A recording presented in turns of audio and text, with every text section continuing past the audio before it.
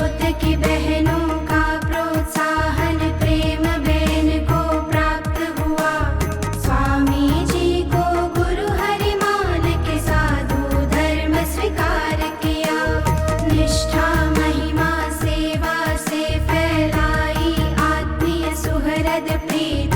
हरि धाम की संत बहनों की विरल अनुपम भक्ति रीत।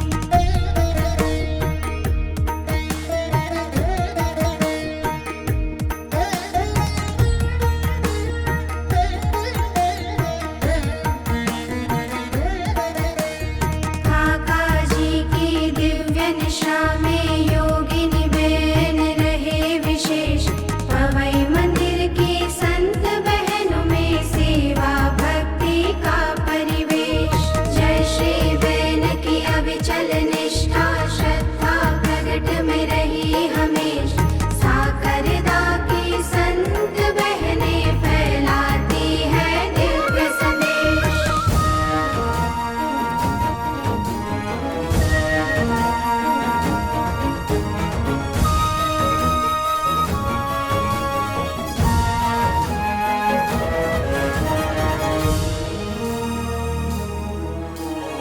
अपने निर्व्याज प्रेम से अविरत करती भक्तों का सिंचन। काका जी गुरु जी को राजी करना वो ही जिनका है जीवन।